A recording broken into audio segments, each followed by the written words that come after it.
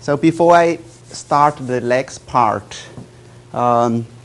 just to give you a very simple advice if you want to add something to the parallel code, So so if your part involves no neighborhood information, okay.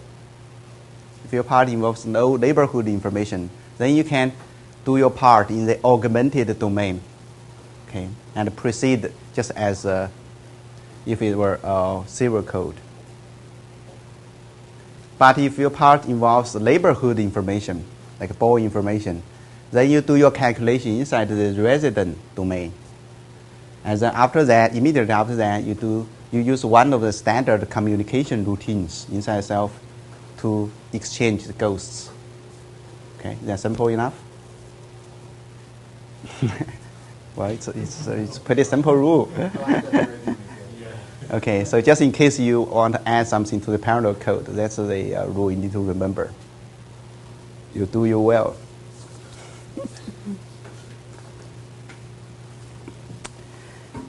So next, let's go through the inputs and outputs of a self and discuss some common problems. Okay. So the first step to apply self, of course, you need to generate the horizontal grid. This is one of the time-consuming part, but nowadays with the commercial package, in my experience over the last 8 years, is that the time taken to generate the unstructured grid, good quality unstructured grid, really cut down a lot. I'm sure most of you agree with me.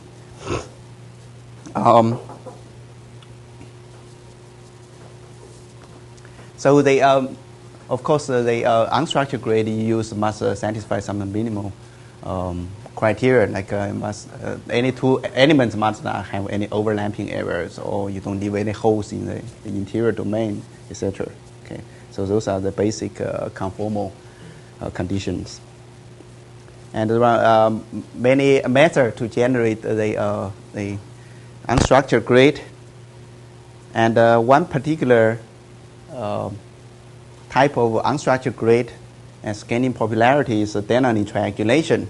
So very briefly, what does the dynamic triangulation mean? So if you look at the picture on the bottom, which shows two adjacent triangles, okay, and their respective circumcircles. So if the opposing points P and Q, the opposing vertices, are outside the other circles, other elements circumcircle, that's called a dynamic. Okay, and this there are many ways to generate the dynamic triangulation, and for interior sides, for interior elements, this can be done relatively straightforward way. But for boundary elements, if you want your entire grid to be purely dynamic, then it may involve some insertion of extra points called Steiner points, and that may destroy the efficiency because you may have to add lots of Steiner points on the boundary to make the grid dynamic. But for self, we don't care about this property, but it's a nice property to have. Okay, so as I mentioned, there are a number of packages to generate unstructured grid, and some of them are open source, some of them are commercial, and everybody nowadays seem to agree that SMS is a pretty decent package. And if your applications involves building a very humongous background grid, like in a DM grid, okay, and you don't care about the mesh quality, then I found that the Shusak's triangle, which is a freeware, you can download from website, is pretty efficient. Okay, I triangulated over 20 million nodes in about half an hour. It's very efficient thing. Of course, the quality will be horrible, but if you don't care about the quality, you want to just use it as a bathymetry grid, then that's great. Yeah. So I typically group the self inputs into categories. Okay, we are now on slide number 19. GR3 files, those are horizontal grid-like files. And the TH files, those are time history files. And .in files, those are the leftovers. Basically I don't know where to put them. Which include the vertical grade and hot start, and the parameter files and login files. .ic, those are initial condition files. And all the atmospheric flux forcings are put into a subdirectory called sflux. And if you use Garten turbulence closure library, then you need additional input called .turb.imp. And .ll file basically essentially same as .gr3. Basically, it's a Natlong version of .gr3. So if you want, suppose you already got a grade for your new application. Okay, so you want to check its quality. So if you want to use a Shapiro filter, then you need to make sure it does not violate that geometric constraint. So in order to do that, you only need 3 files, really. Okay. So the hgrade.gr3, and in this case, the depth information may not be correct. May not be the final depth information because it's not important. And the boundary, open boundary and land boundary information may not be the final one you use. You can just fake something up. It doesn't matter. And vertical grade, of course, you need that, and param.in, you need that.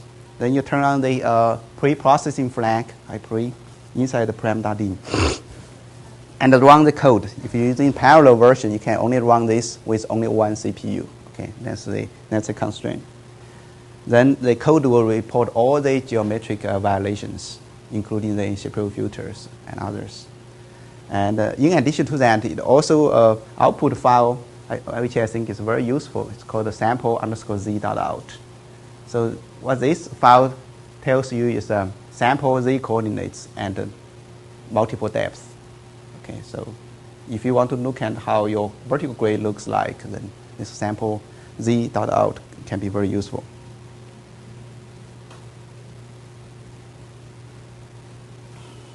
And then here are some tips when you suppose you have some geometric problems, especially for Shapiro filters. You want to edit your grade. So what you do is usually you try to move the loads or swap the edges first, because those two operations will not change the global numbering of nodes. Okay, so easy for you to keep track of what you have done and what's left, basically. And after you've done all those two operations, then you start refining and coarsening the grade near the boundary, okay, in order to satisfy the condition. So before you do that, you probably want to label each violation locations, okay, to remind yourself which one you have done, which one you haven't.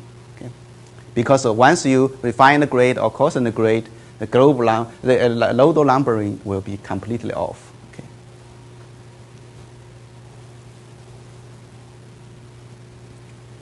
So, as far as the normal run is concerned, now you already passed the pre-processing stage. You want to launch a normal run. There are some mandatory, minimum inputs. All the rest are the conditional inputs, basically based on the choice of parameter you made inside the parameter.in. Okay.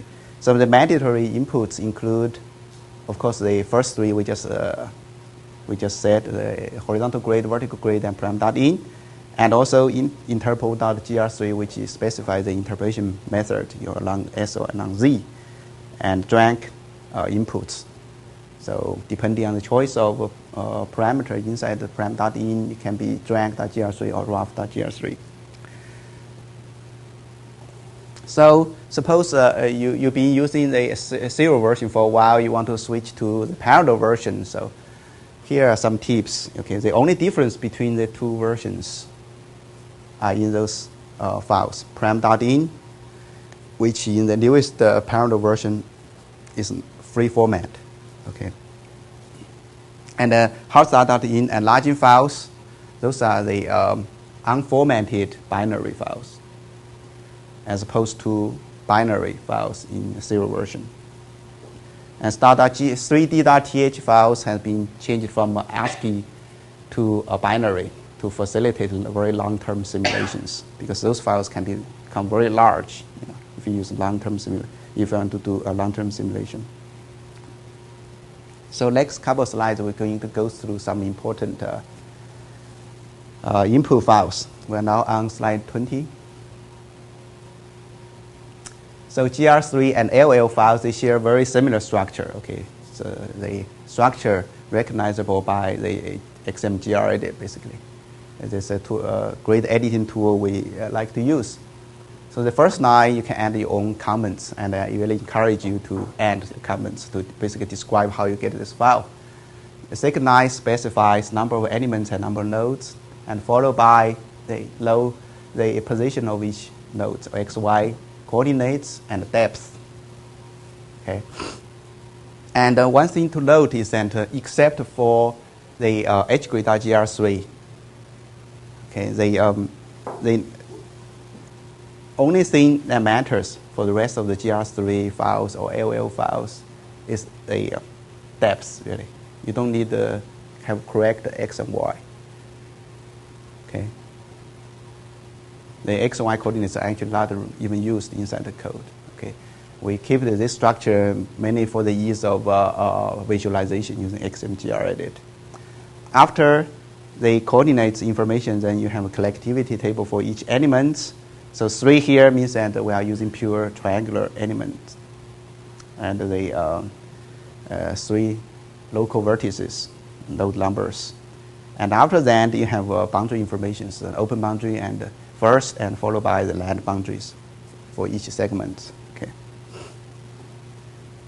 And if you use GR edit, this boundary information part can be easily generated, inside GR3.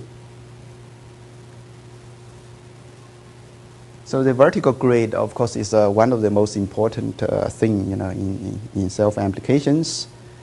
And there are a number of parameters you can adjust, as we discussed before. So on the upper right corner, you can see a sample vgrid.in file. On the first line, you have 3 numbers. Okay, the first number is total number of S and Z levels. Okay, total number of S, Z levels. And second number is the transition level between S and Z. So in this case, 18. And the transition depth between S and Z layers in meters. So in this case, it's 100 meters. And the second line is not really read in, into the self code. It's mainly to enhance readability.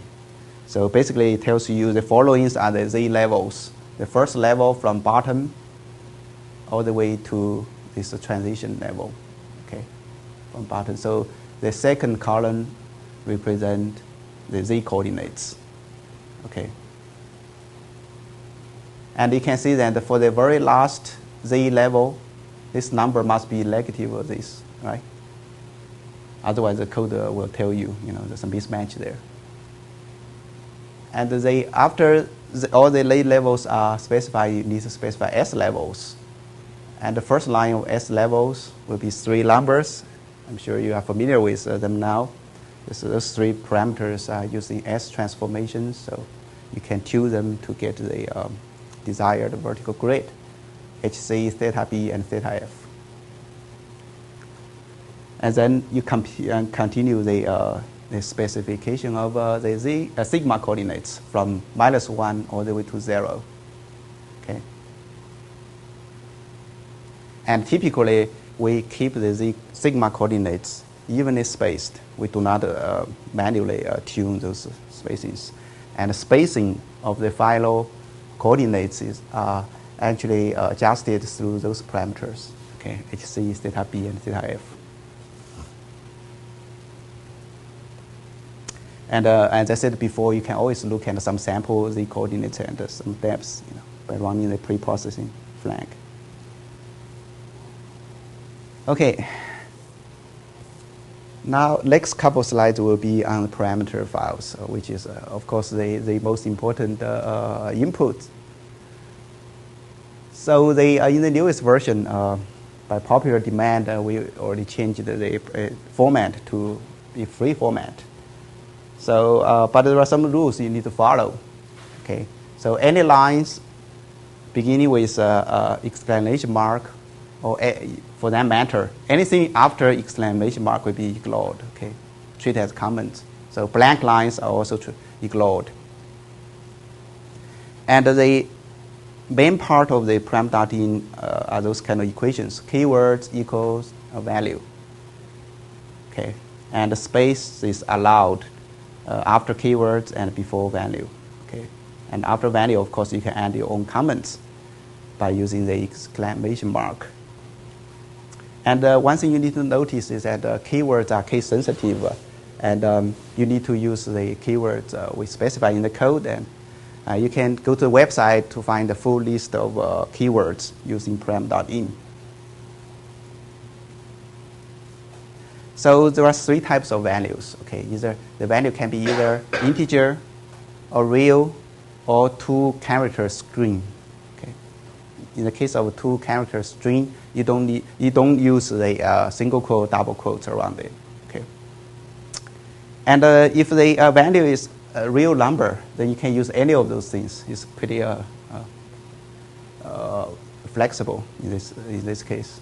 And if the value is integer, you can even put a decimal point after that if you happen to forget about that. But of course, this is a bad practice.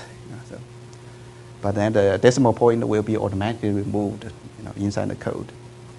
And of course, because this is a free format file, so you can rearrange the parameters in any order you want. So below is example of param.in. So I arrange them into, I group the parameters into three categories, but you don't have to follow exactly the same order.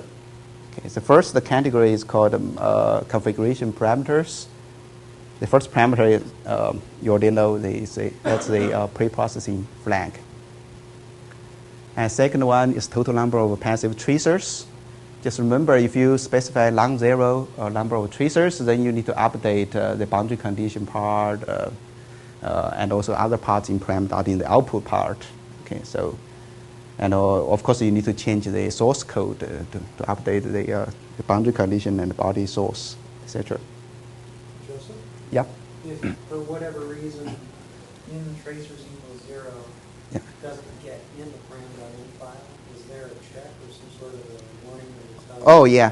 For that matter, the question is if you forgot to specify a parameter such as n tracers inside the param.in, would the code crash? Oh yeah, it will definitely crash, and 4.11 will tell you cannot find n tracers. Okay. So the next group of parameters specify the bed deformation module, okay, if you happen to use them. Okay. And the second parameter, basically IBDef, basically specifies total number of time steps during which the bed is deformed, is moving.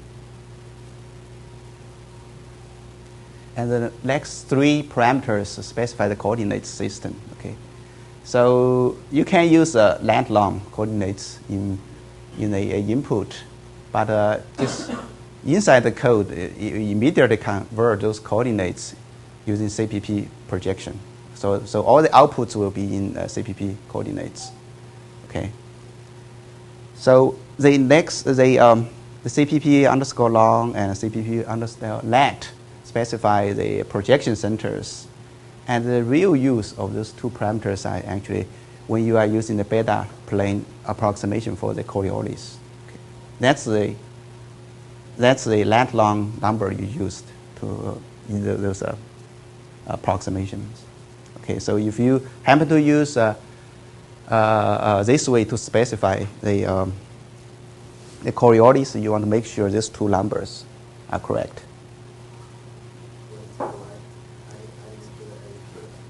Okay, yeah, usually you put in the center of the domain, or you put it in the region of interest, center of the region of interest. So if your domain may be very large, a Bayesian scale, but your region of interest is in northwest, and you put a CPP somewhere in the northwest. Okay. So next group of parameters basically specify the barotropic and baroclinic option. IBCC equals 0, that's the default. It's baroclinic option. And in this case, I transpose, it's not important because you always solve the transport equation. For barocanonic model, you always solve the ST. But for barotropic model, IBCC equals 1, you can either solve ST or bypass that for efficiency. Okay, have that choice. And next two parameters basically allows you to ramp up the barocanonic forcing. You don't have to use this. If you don't use it, typically you have a little bit of noise coming out initially, but it will quickly disappear. And iHeart basically controls the hot start option. If it's 0, then you are using cold start. And in this case, if you are solving transport equation, then you need to specify the initial ST profile in the some of the following parameters. iHeart equals 1 is hot start, iHeart equals 2 is also hot start. The difference between 1 and 2 is that if you use iHeart equals 1, then you are basically starting from time 0. The time will be automatically reset to 0, whereas iHeart equals 2 is mainly used when your run crashes. Okay, you want to restart the crashed run. So all the outputs, and including the global outputs, will be continuing from where the code crashed. So next group of parameters are related to physics, such as horizontal viscosity and diffusivity. So if you turn on these two flags, then you need to specify the horizontal viscosity, horizontal diffusivities in these two files, hvs.gr3 and hdif.gr3. Okay. And I didn't talk about this drag formulation, different drag formulations in numerics. But inside itself, we typically use quadratic drag law. Okay, we assume the turbulence bottom boundary layer. But you can also use laminar boundary layers. In this case, it's a linear drag law. So, but it's not really. Normally, you don't use a laminar bottom layer. So, inside itself, the bottom friction coefficient can be specified in two ways. Okay, the first way, you directly specify the CD. That's B fric equals 0. Then the CD will be specified directly inside this drag.gr3. Okay, so you can specify the CD at each point in space. If IB fric equals 1, then you specify the bottom roughness in meters. Is it in meters? Yep. So by the way, the units used in all those parameters are normally SI units, okay, unless otherwise specified. So if you use B fric, you specify the bottom roughness directly, then the code will ask you for a maximum CD, drag coefficient, because in a very shallow region near the wet and dry interface, that calculated CD can be huge. Okay, so this code allows you to impose some kind of limit there. So the way Coriolis parameter is specified itself, you can have a number of options. Okay, if uncore equals -1, then you need to specify the mean latitude. Okay, this number here, latitude. Okay, and then if uncore equals 0, you directly specify the Coriolis parameter in this Coriolis. And if uncore equals 1, that means you are using beta plane approximation. Then you want to make sure that the CPP projection centers before are correct. Okay, and in this case, you don't have to specify anything after uncore. Okay, so those are the parameters controlling the physics. So the first numerical parameter is controls how you want to specify initial condition for SNT. This only matters if you are using cold start, right? For hot start, everything is ready from hot start.in. So if you are using cold start, ICST equals 1, that means the initial ST field vertically uniform and horizontally varying. specified inside temp and sort.ic. Okay, those two files has a suffix of IC, but they are actually same as .gr3 file. You can use a gr3 file format for them. If I say st equals 2, then the initial st field is specified as vertically varying and horizontally homogeneous. And in this case, the code will automatically remove the mean density profiles for you when it calculates the biokinetic force.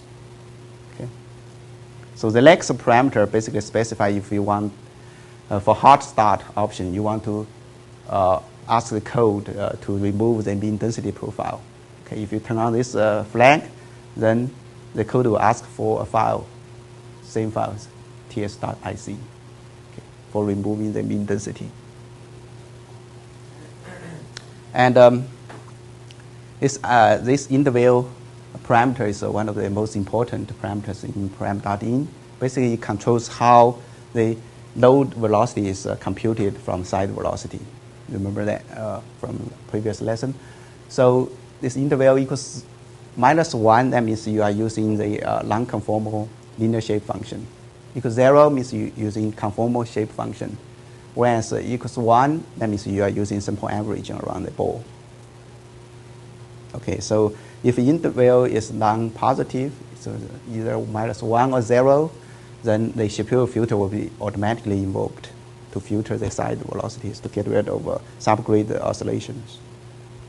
So the strength of a Shapiro filter is specified in this parameter.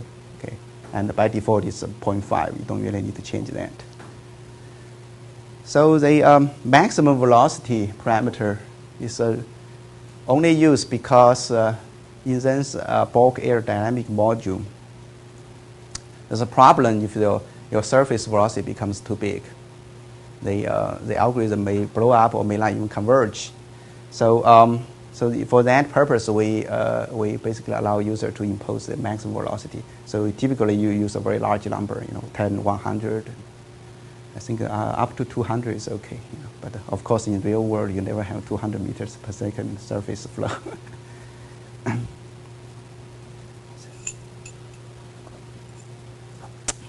So, and the next parameter, will mean btrack, is basically controls when the backtracking routine is invoked. For very small velocity, it's a waste of time to do backtracking, right? So that's a cutoff. So it really depends on the minimum horizontal resolution you use. Okay, if your application, the minimum horizontal resolution is say over half a kilometer, is 1 millimeter per second, is a pretty decent number. Whereas if your application involves a very fine resolution, then it 10 to -4, 0.1 millimeter per second is usually sufficient. Even for tsunami application, I think the smallest one I used is 10 to -5. Okay. So just remember the sparse matrix inside itself, the large one from the finite element method, is positive definite, provided that the friction reduced depth is non-negative, right? So the code actually allows you to impose that limit to enhance the robustness. Okay, normally you don't want to turn this flag on, but if your application is absolutely critical, okay, you don't want to fail, then you can turn on this flag. Okay, so to enhance it, so the matrix will be guaranteed to be a positive definite and symmetric. And the inline flag, next one. By the way, we are now on slide 26. So the inline flag basically controls how you want to do the inundation. The two algorithms, remember. 0 is the simple one, and 1 is the more sophisticated one, which hasn't been implemented yet in the parallel version. So H0 is the minimum water depth for differentiating wetting and drying. Okay, so typically we use a small positive number, like 1 centimeter here, to prevent the underflow. You don't want to use 0 there. And the implicit list factor, that's more or less obvious. And for numerical stability, you want to specify this theta I to be between 0.5 and 1. 0.5 is ideal. That's Crank-Nicholson, which gives you the highest accuracy. So typically we use a value very close to 0.5. The problem with 0.5 is that it sits right on the border between the stable solution and unstable solution. So sometimes it can blow up. Okay,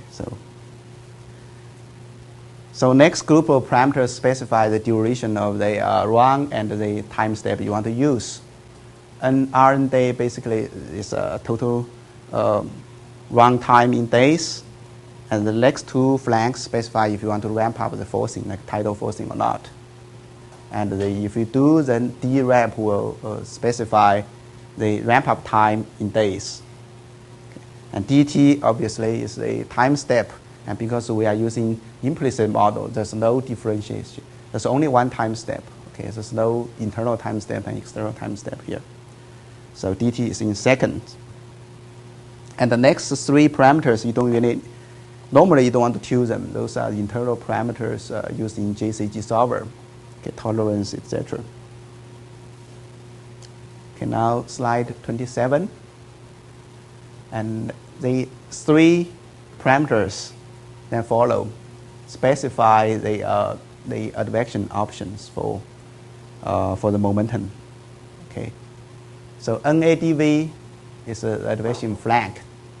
If it equals 1, then you are telling the code you want to use the Euler backtracking. Okay, so if it's equal to 2, then you are using the fifth order adaptive Runge-Kutta. And if it's equals 0, then you basically tell in the code that you want to specify the advection methods in a file called adv.gr3. And in addition to that, you can even turn off the advection. If the depth inside the adv.gr3 is 0, that means you want to turn off the advection locally there. If it's 1, then you want to do the advection using the Eulerian backtracking locally. If it's equal to 2, then you are using the Runge-Kutta methods. Okay, depending on the choice of NADV, the meaning of these next two parameters will change. Okay, so this is a bit confusing. If your NADV is 1 or 2, only the first parameter is used. Second one is not important. You don't have to specify that. The first parameter basically you specifies the minimum time step, sub-time step allowed for the Eulerian tracking. So if NADV equals 1, this 15 seconds will be the minimum time step, sub-time step allowed. If NADV equals 2, then this parameter specifies the maximum sub-time step allowed. Okay, so that makes sense because the Runge-Kutta scheme will usually give you a very large time step. So you sometimes you want to control that. You don't want to get it out of hand. Okay, so you can specify the maximum sub-time step here. So if NADV equals 0, then both these two parameters are used in the code. The first parameter will be the minimum sub-time step using Euler, and this one will be the maximum sub-time step in Runge-Kutta. Does that make sense? So it's kind of max 1 is actually a maximum becomes the minimum. Yeah, max 2 is the maximum. Yep, in this case. Okay. Of course, you can specify how you want to do interpolation and the footwork characteristic line for salinity, temperature, and velocity. So those are specified in the next group of parameters. Inter-ST obviously means the interpolation method for S and T, and intermom, that's a UV interpolation methods. Okay, so if inter-ST equals 1, you are using the split linear methods. Okay, split each triangle into 4. And in inter-ST equals 2, you are using the quadratic shape function for interpolation. And the intermom typically equals 0, that's default. So we typically use the linear shape functions, okay, either conformal or non-conformal, and the photo characteristic line for U and V. But if you turn on this flag, this intermix 1, the next flag becomes important. This one will specify the type of generalized covariance function using Kriging. So you are using a Kriging method here for interpolating S and T, for interpolating U and V. And if you use the shape function, linear shape function, to convert the side velocity to the load velocity, then load velocity becomes discontinuous, right, across the load. Then these two numbers will basically be the blending factor between the continuous velocity part and the discontinuous velocity part. So the first blending factor is for the internal side, and second one is for the boundary. For the boundary, you always want to put 0 here. Basically, you are using continuous velocity. And for internal, you can either use this blending factor between 0 and 1. Okay. Any questions so far? Hi, Joseph. Yeah. I have a question about the Ross-Carter method. Mm-hmm. That's on the slide, the 10. You said that the Ross-Carter method, the maximum step is 5. Is that right? Is what? The maximum step? For the Ross-Carter, it's 5 equations. On the slide 10. Yeah, I'm going to slide 10 now. Okay, so the time step is calculated using this adaptive step. Okay, right? It's a use 5, this is the maximum. But here on the slide 27, that's talk about the parameter. Yeah.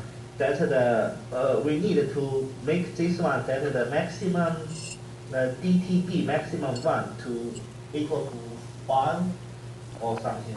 Oh, no. Yeah, basically, this inside code, this will be delta T prime will be the desired time step for the next sub time step, right? But the code will allow user to actually limit this delta T prime, put a floor, put a ceiling on it.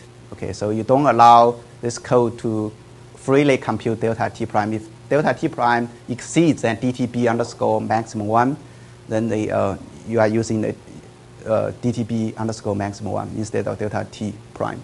Does that make sense? Yes, thank you. Yeah.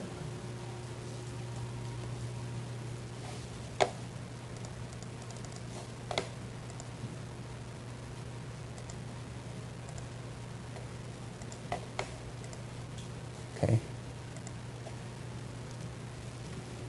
So the I upwind underscore T basically controls the transport algorithm use. Okay, if it equals 0, then you are using EOM methods.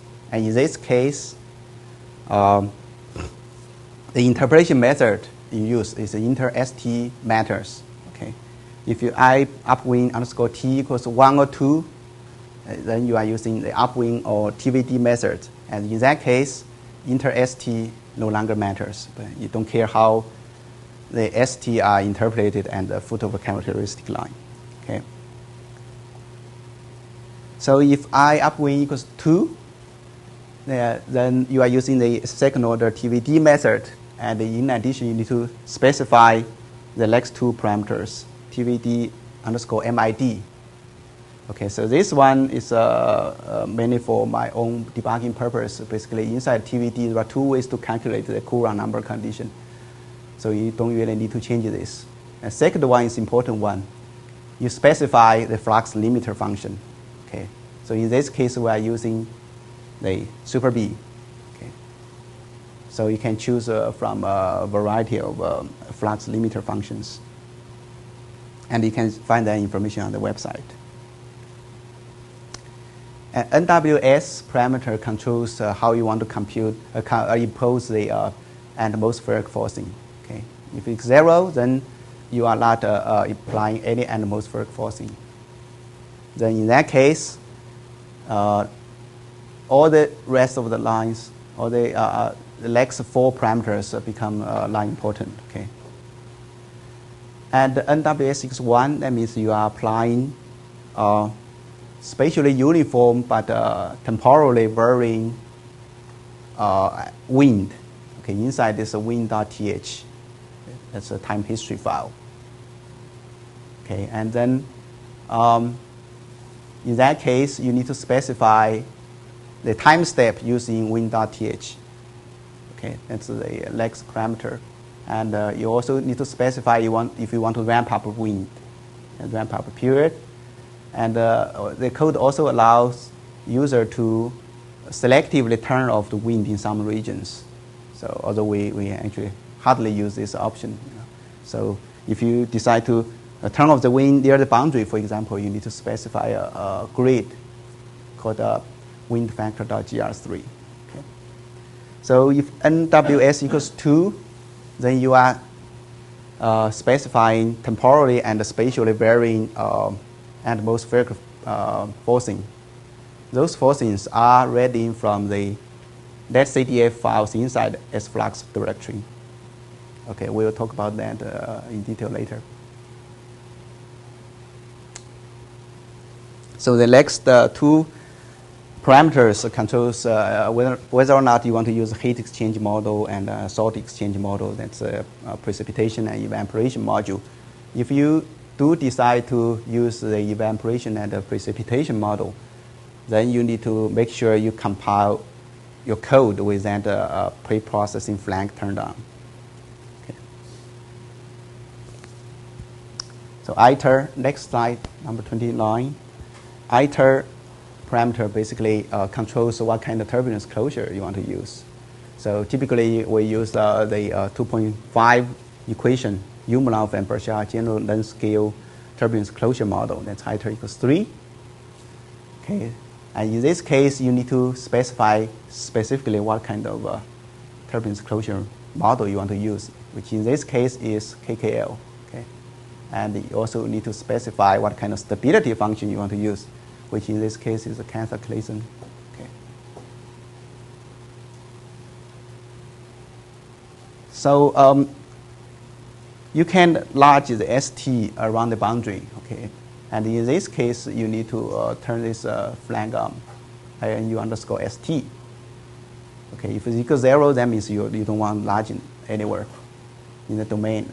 If it's 1, that means you want ST to be relaxed to the initial condition. Okay. And if INU underscore ST equals 2, that means you want to enlarge ST to some kind of specified background field, for example, the results from a global ocean model or some climatology even. So if INU ST is non-zero, then you need to specify the time step used in enlarging, okay, which in this case is half a day. This is in seconds. Right? And the next 4 parameters are not really used. Okay, so it basically allows you to do selective enlarging for certain vertical layers. So we never use this. So next parameter, depth underscore z sigma, is the new one. Okay, so I added this to basically allow 2 ways to compute the baroclinic force near the bottom.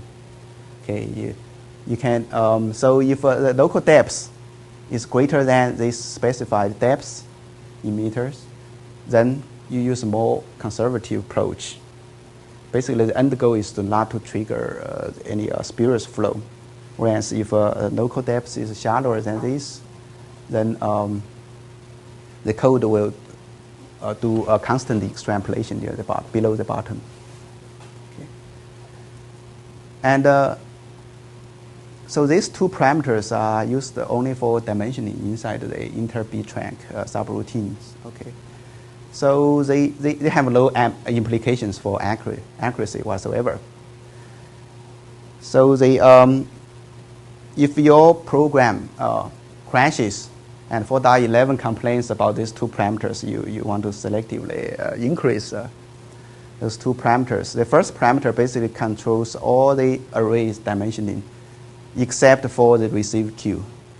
Okay, the second one controls the receive queue because the receive queue can be much larger than send queue, right? In the extreme case, one process will receive information from all its labels, right? But it only sends information to specific labels, one at a time. So that's why second one, the parameter is always much larger than the first one. So next slide shows a list of global output options. So the first parameter is not really active right now. It basically controls the format of the output. But nspool and nhscape basically controls the output frequency. Nspool basically tells the code output, global output files every this many iterations. IHF skip tells the code and generate separate stacks every this many iterations. So you got that's why if you look at the output, you get the 1 underscore 2 underscore coming out according to this parameter.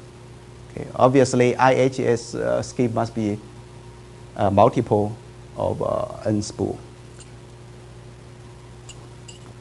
Otherwise, the code will crash. I'll tell you then. Okay. So after that, you have a list of global outputs. So those names are exactly the same as the output names. So you turn them on and off. One means on, so to tell the code you want this information, such as elevation and velocity, salinity, temperature.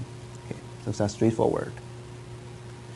And one thing I like to mention is that for the parallel version, okay, I/O obviously is a bottleneck. So what we decide finally is that to let each process spit out its own subdomain, because there's absolutely no communication whatsoever at output stage. And in addition to that, Ethan also found this nice way of doing string, non-advanced string output. So if you look at the code, there's a bunch of statements doing this kind of non-advanced. So what it does is that when the code outputs the global output files, you will not write directly to the files on the disk. Instead, you write to the buffer. So if you observe as the parallel run is ongoing, you'll see that say for example here nspool equals 6. Every 6 time steps, there's absolutely no pause. Okay, if you keep writing to buffer, because writing to buffer is much faster than writing to the disk. There's no pause. And when it reaches 576 time steps, then you can see that buffer suddenly every process will empty its buffer and open up new files, and that's also very fast than just a one-off. Okay, so in that sense, the parallel self actually, I consulted with a guy in NRL. In terms of I/O, it's very efficient. Okay, there's a very little latency there. The drawback of this, of course, is that you need to have code to combine those subdomain output files into one. And we do have a Perl script which is included in the source code package. Yes? So if it only writes the buffer when it reaches the end of the empty buffer, which is file, it's actually, it only empties the buffer and writes the file when it reaches the IHF skip. Yep. If the model crashes, does it not? Well, then too bad. The model crashes, then I will talk about the hard start output next slide. So model crashes, the output hard start will not be generated. So when you hard start, it automatically start from previous IHS skip. Does that make sense? But for evaluating what happened that caused it to crash, if there's any. Oh, then yeah, then you need to for debugging purpose. Then you can reduce this. See, output more often. Yeah, that's how you do debugging. So next slide, 31. So the next two parameters basically control if you want to output the hard start, okay, for restarting. Okay, if you turn this first flag on, hard out, then you will output the this hard start output files every this many steps, iterations. Okay, of course this number must be divisible by this IHF escape number. Okay. Otherwise the code will tell you that. Yes. Joseph? Yep. Yeah, I have a question. Yep. This parameter int format is available in parallel version or serial version? Only in parallel version. Okay. Only in parallel version, not in serial version.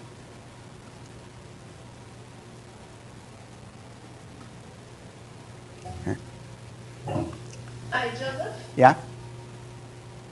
I have a question about this file param.in. Where are the information about the tracer? Oh, okay, that's a good question.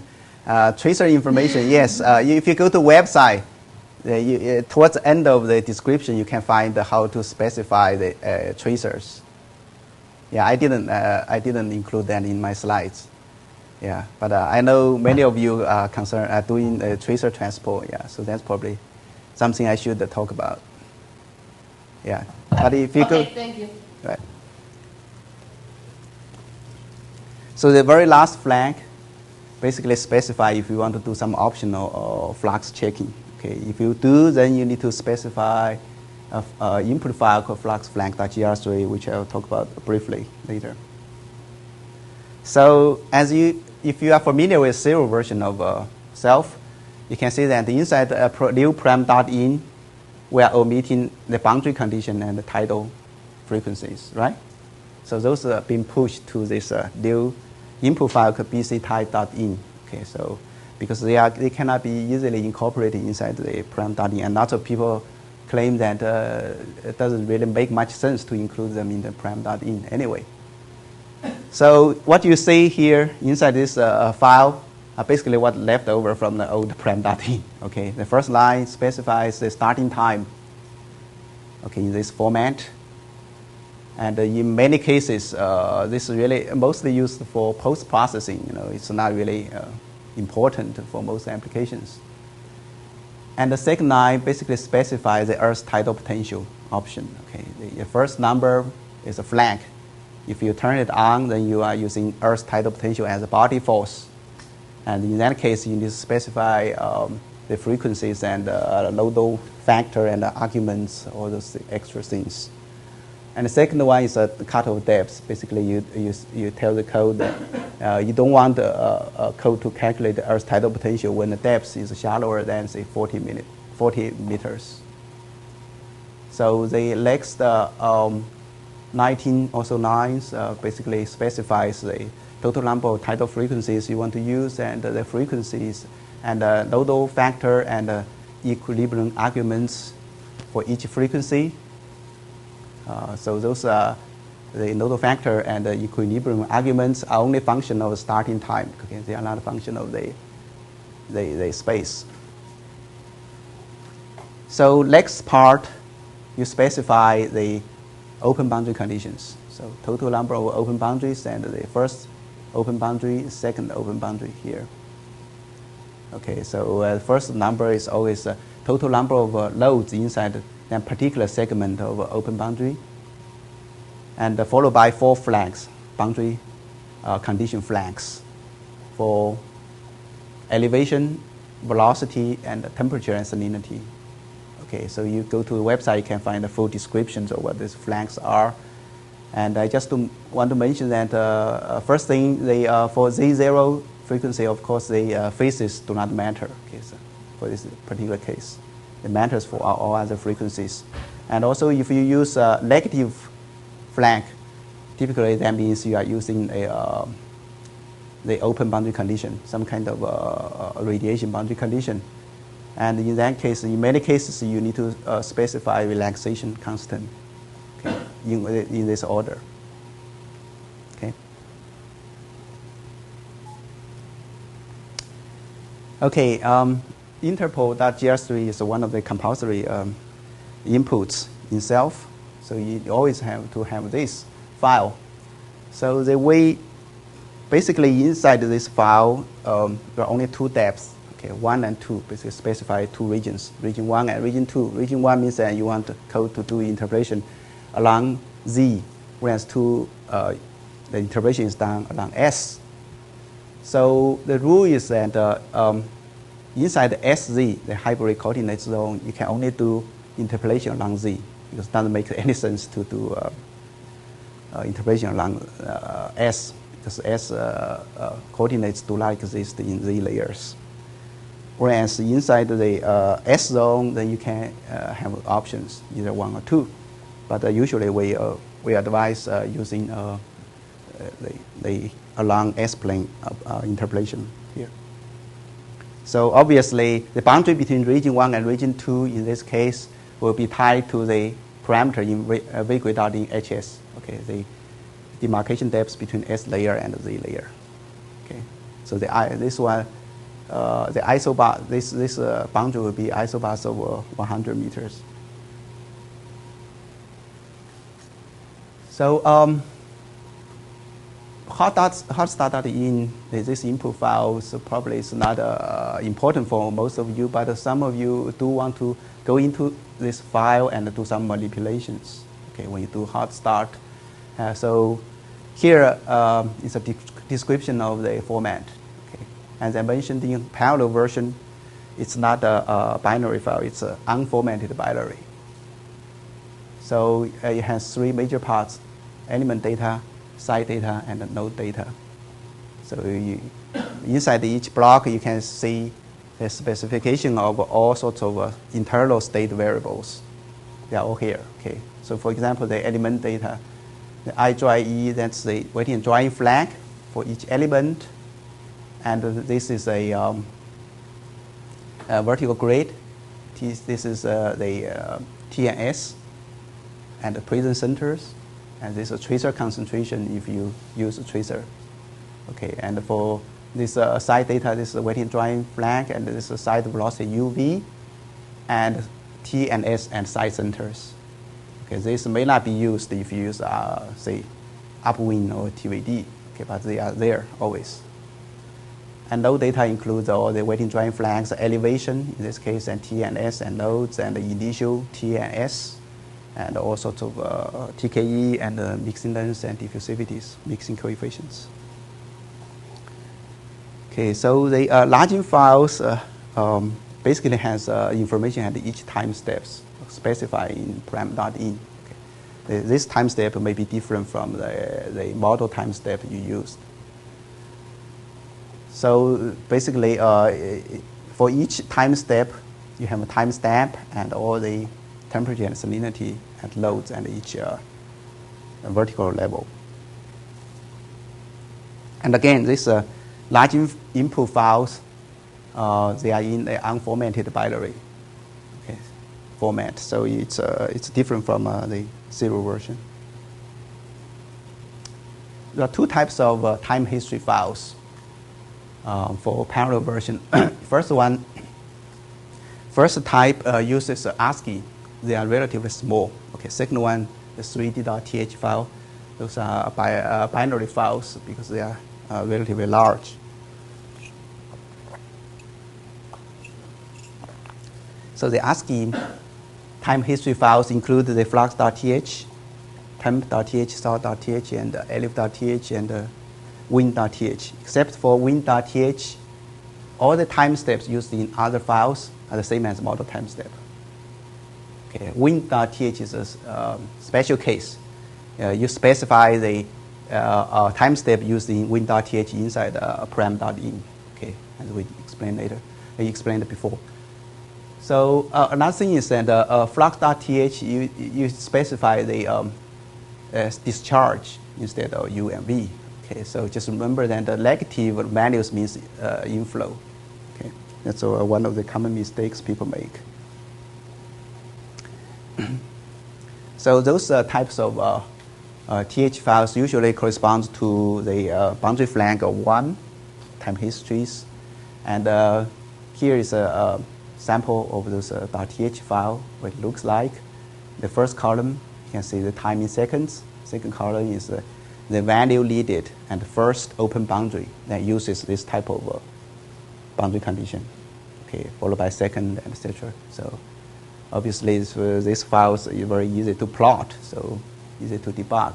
But just remember, if you reorder your open boundary segments, then you need to change this file as well. Okay.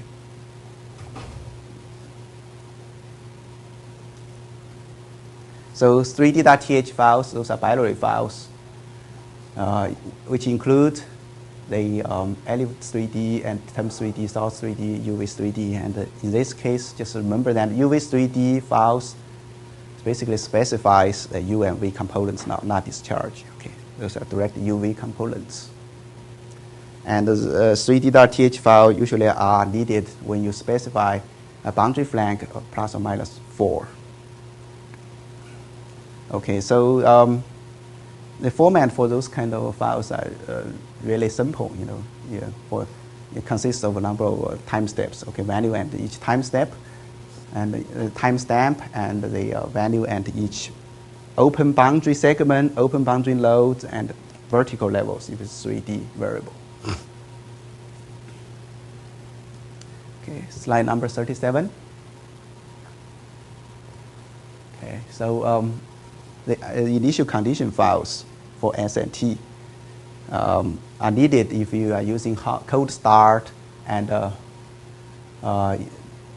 the format of this file depends on the value of a parameter you choose, ICST. If it's 1, the temp.ic and sort.ic, those are the .gr3 format actually. Okay, basically specifies temperature and salinity, initial values, and each loads. If ICST equals 2, or if you turn on this IBCC underscore mean, that means you want to remove the mean density, then you need to specify the T and S in the vertical profile of them. So this is what the ts.ic looks like. It's very simple. First one is total number of vertical levels, followed by the description of each level. And for this second column, the coordinates from bottom to surface, and followed by temperature and salinity. Okay. And if the depth and inside your domain is outside this specified range, okay, below bottom or above surface, the code will actually do extrapolation for you. It's constant extrapolation. Any questions so far?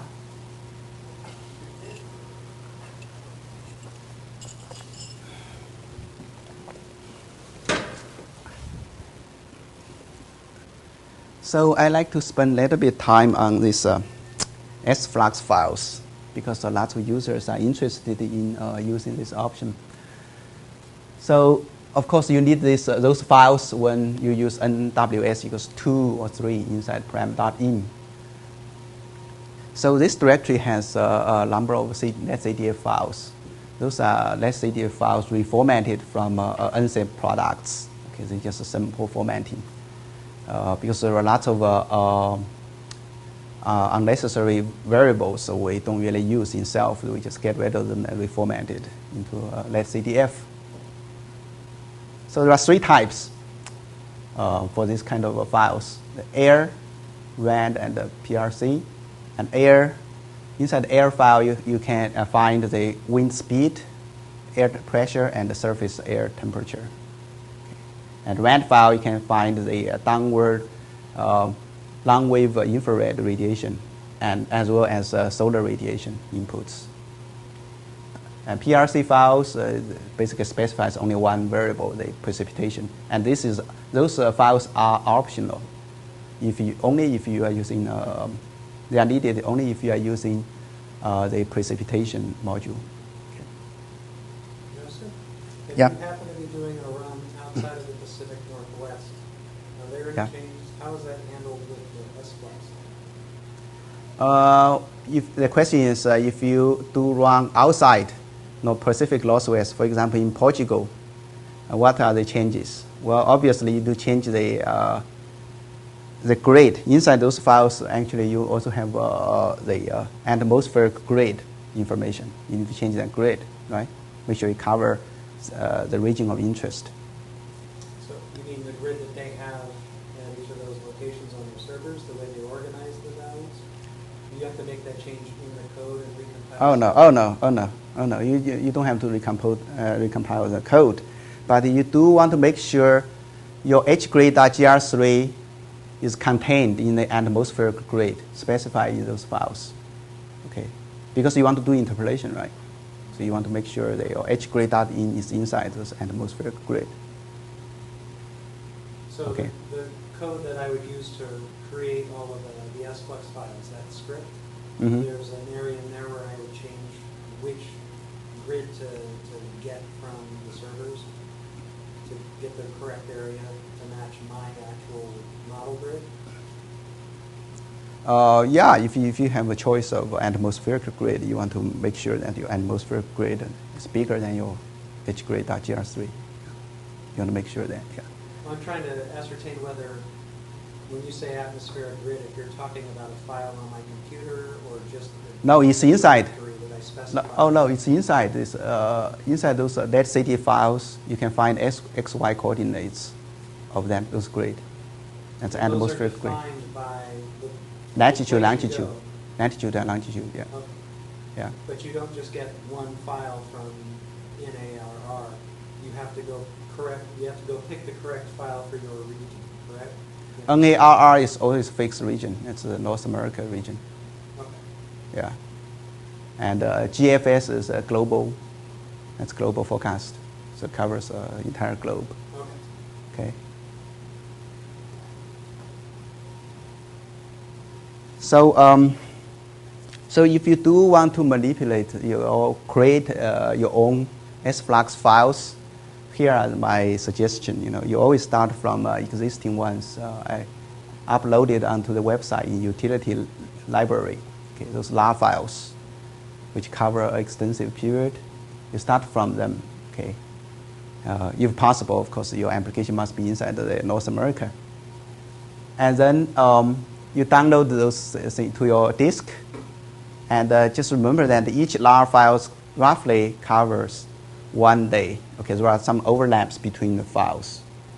That's just from NSEP. Okay, and then inside your run directory, you make this directory called SFlux. And inside the SFlux directory, you basically create a bunch of symbolic links.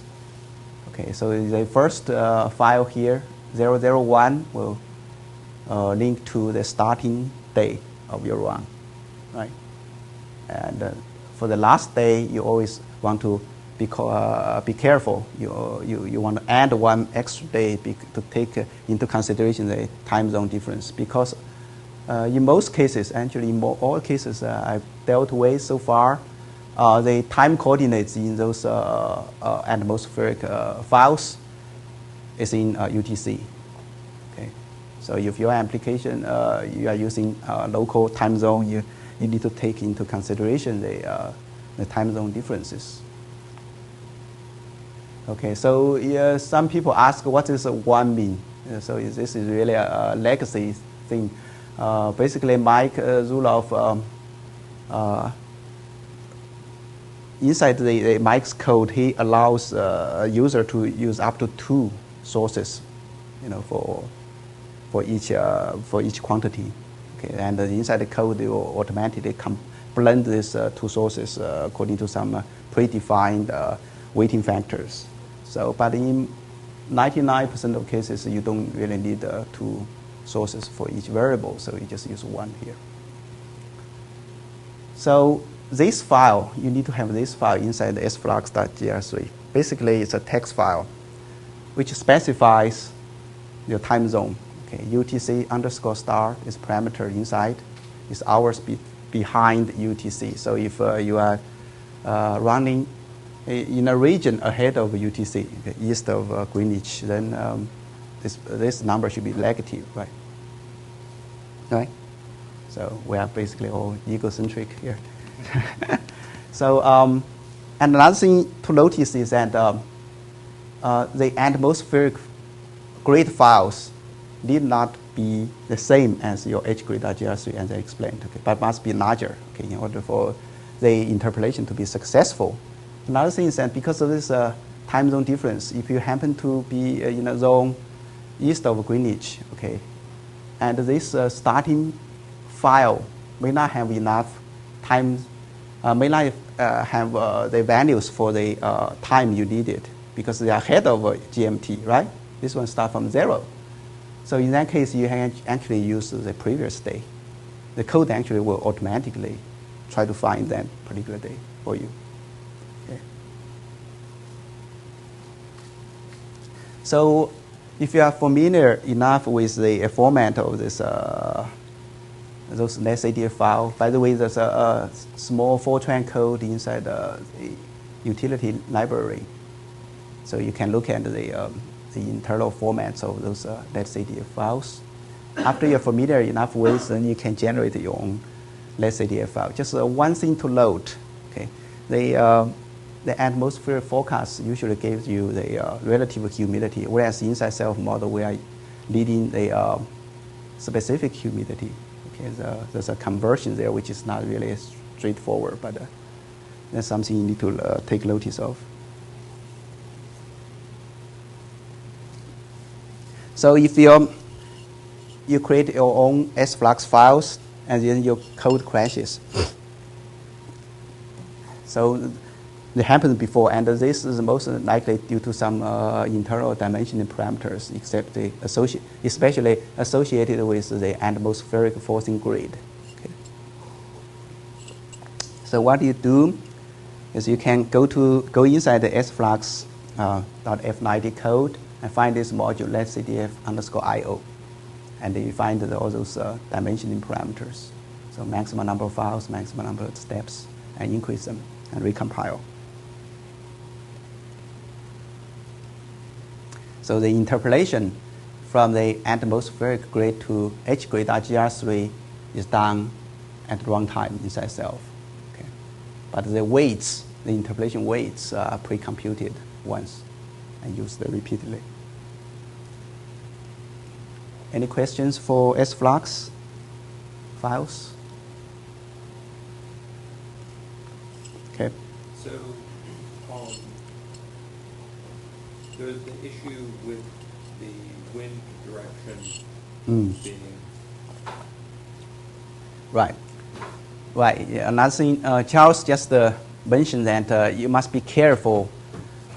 Sometimes inside the weather forecast files, the wind speed refers to the direction wind is blowing from. Okay, that's a convention followed by atmospheric science. Whereas as far as oceanography is concerned, we use the wind speed inside the well.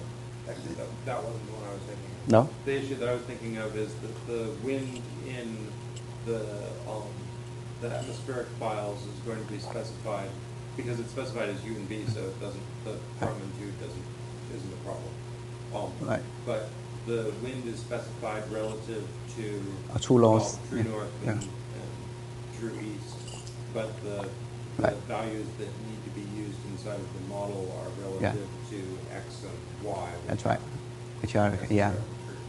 Charles just mentioned that there may be a slight discrepancy between the true north assumed in those atmospheric files and the north direction used inside self. Okay, there's maybe a slight deviation depending on the location. So that's why we allow user to specify that deviation inside the file called windrad_road something .gr3. Yeah, it's a file there. Yeah, you basically specify that mismatch in angles. Okay, so so this flux flag.gr3 is only needed if you want to do some conservation checks. Okay, so very briefly, the depth option for depth inside this file can be 0, 1, 2. Okay, 0 that means the regions is outside the region of interest. 1 and 2 are the regions of interest. And the boundary between 1 and 0 and 2 and 0 are where the fluxes are computed. And in addition, the code will also compute the total volume, total mass, etc.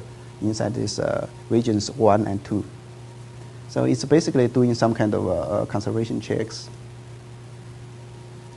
So the lodging parameter input, TNS underscore large.gr3, you basically at each load specifies the relaxation constant.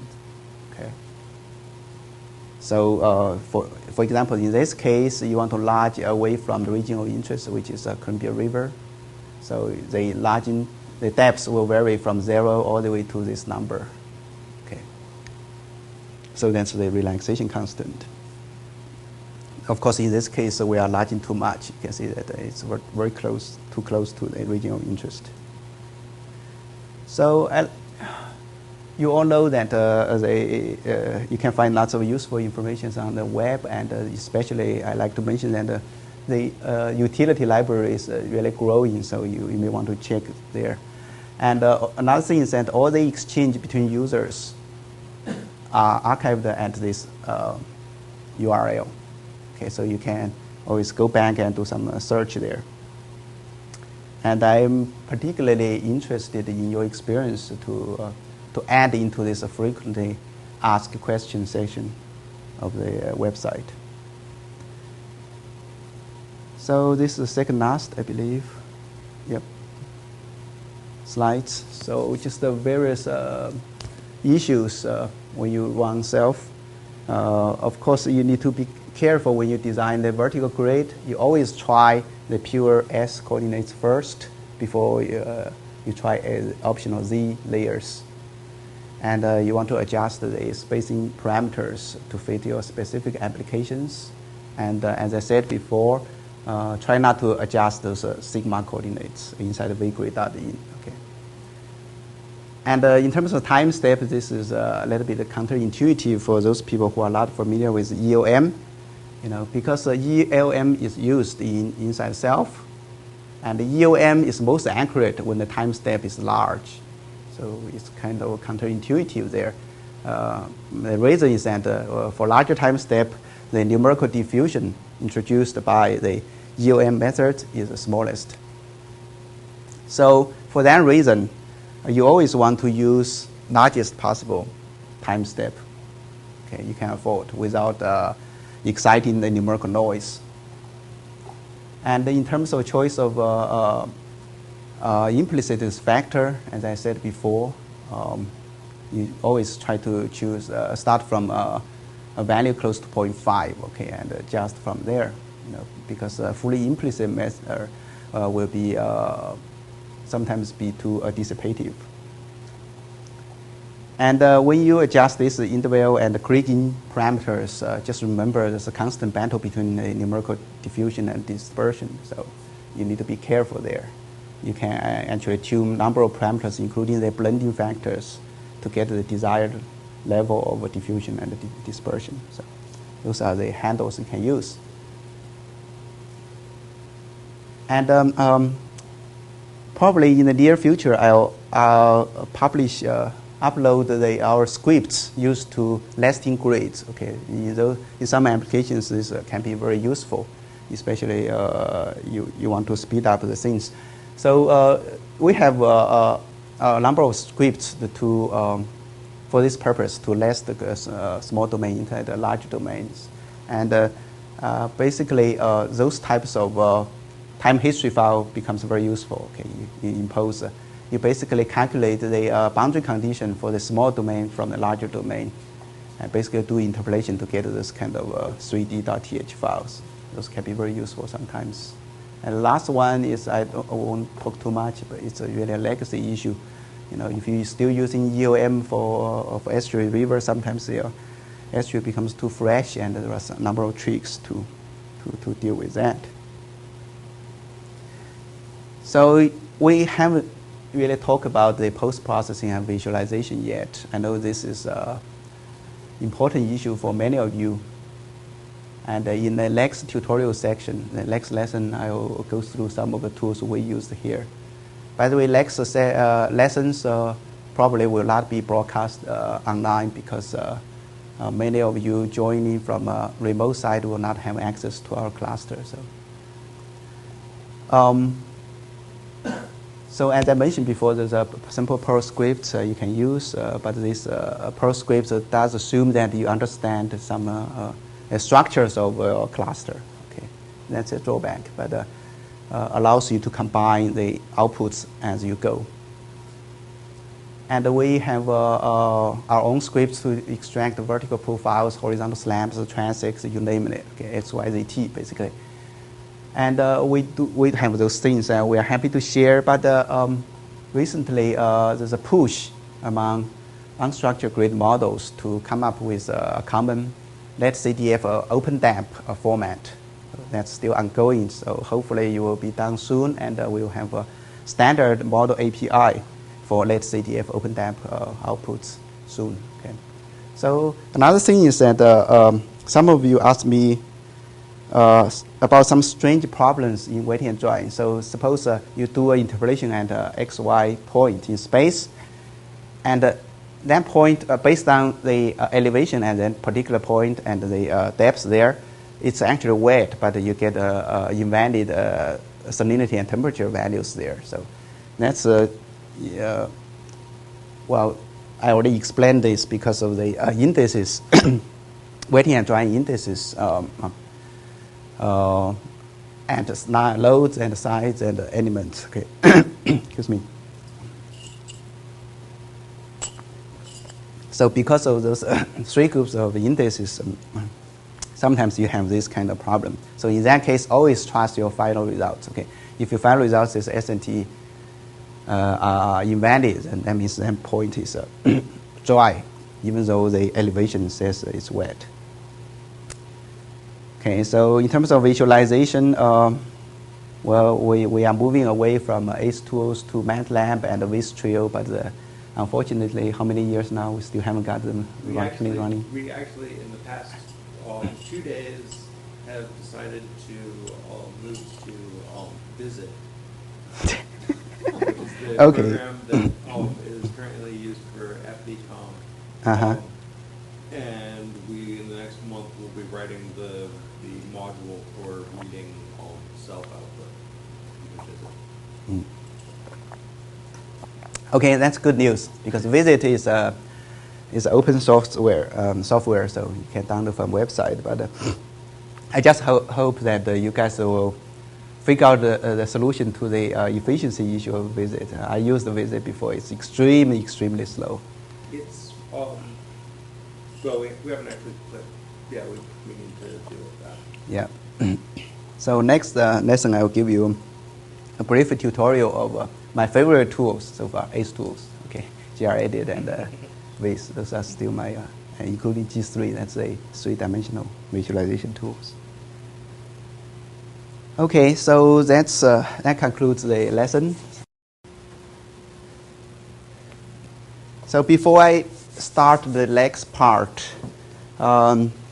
just to give you a very simple advice if you want to add something to the parallel code, So